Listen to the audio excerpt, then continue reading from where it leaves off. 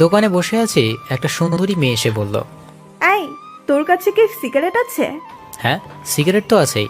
কি সিগারেট দিব সেটা বলেন। যেটা সবচেয়ে দামি ওই সিগারেটটা দে। আমিও কথা মতো সিগারেটটা দিলাম। সিগারেট দেওয়ার পর বলল, আগুন ধরিয়ে দিবে। আমি বললাম, আমি কেন আগুন ধরিয়ে দিব? আপনি খাবেন, আপনি আগুন ধরিয়ে নিন। তখন মেয়েটি বলল, তুই দোকানে নতুন নাকি? আগে তো একটা বয়স্ক লোক থাকতো। আমি নতুন হই আর পুরাতন তাতে আপনার কি? আর আমার সিগারেটের দাম দেন। তুই আবার আমার কাছে সিগারেটের টাকাও চাস? তুই আমাকে চিনিস? আমি হলাম মাফিয়া কুইন। আমার কথা এলাকার সব মানুষ পরিষ্কার পানি গুলা করে খায়, আর তুই আমার কাছে টাকা চাস? তোর তো অবস্থা খুব খারাপ হবে। পকেটে নাই সিগারেট খাওয়ার পয়সা, আর ডায়লগ দেখি তো মনে হয় ফুটপাতের ধনী। যত সব ফালতু মেয়ে। এটা বলার সাথে সাথে মেয়েটি আমাকে ঠাস করে একটা থাপ্পড় মেরে আমাকে থাপ্পড় মারায় আমি দুই গালে দুইটা বসিয়ে দিই, আর মেয়েটি চিৎকার দিয়ে ওঠে। তখনই দোকানের বাইরে থাকা ছেলেগুলো এসে বলে, আপু কি হয়েছে? এই ছেলেটা আমার সাথে বেয়াদবি করেছে, একে কিছু শিক্ষা দেওয়া লাগবে। এটা শুনে ছেলেগুলো বলতে থাকে, কি? এই ছেলে তোমার সাথে বেয়াদবি করছে? শালাকে এখনই মজা দেখাইতাছি। এটা বলে যখনই ছেলেগুলো আমাকে ধরতে আসবে তখনই বাবা এসে বলল, কি হয়েছে? তোমার ছেলে আমার সাথে বেয়াদবি করেছে, আর এর জন্য আমি তোমার ছেলেকে শাস্তি দিব। ও এখানে থাকে না, 2 দিন এসেছে, আপনাকে হয়তো চিনে না। আর ভুল করলে আমি ওর হয়ে ক্ষমা চাচ্ছি, তা ওকে ছেড়ে দিন।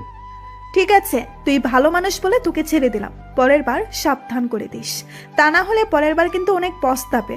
ঠিক আছে মা, বলে দিব আমি। বাবা, তুমি ওর সাথে ওভাবে কথা বলছো কেন? আর সিগারেটের টাকাটা দিয়ে যেতে বলো। টাকা আমার কাছে পাই, আমি দিবানি। এত কথা বলো কেন তুমি? আমি কথা বলছি তো, তাই না? মা, তুমি চলে যাও, আমার ছেলের কথা কিছু মনে করো না, ওর একটু রাগ বেশি তো। পরে মেয়েটি ওর তার ছেলে পেলে সবাই চলে গেল। তখন বাবা বলল, তুই কি মেয়েটাকে চিনিস বাবা? মেয়েটিকে চিনি আমি কি করব? আর মেয়েটিকে? মেয়েটির নাম হলো সাইফাতুল আয়াত, অনেক জেদি এবং বদমেজাজি মেয়ে। তুমি তো মনে হয় শুনেছ শুভ মাস্তান এর কথা। ওই হলো শুভ মাস্তান এর হবু বউ। সেই জন্য কোনো ছেলে পেলে তার সাথে লাগতে আসে না, সবাই ভয় পায়। আব্বুর মুখে শুভ মাস্তানের নাম শুনে মনে মনে ভাবতে থাকলাম, মাস্তান হলাম আমি, আর আমি জানি না আমার হবু বউ। ও আচ্ছা, আমি বাবাকে জিজ্ঞেস করলাম, বাবা, শুভ মাস্তান থাকে কোথায়? তুই যেখানে থেকে লেখাপড়া করিস কুড়িগ্রামেই থাকে। তুই চিনিস না নাকি? অনেক খারাপ লোক, বুঝছিস? তবে শুনছি গরিবের কখনো কষ্ট দেয় না, বরং সাহায্য করে। শুধু ধনী আর অবৈধ ব্যবসা যারা করে তাদেরকে খুন করে। আমি চিনব কি করে বলো? আমি অনেক ভদ্র, আর খুন খারাপই দেখে ভয় পাই।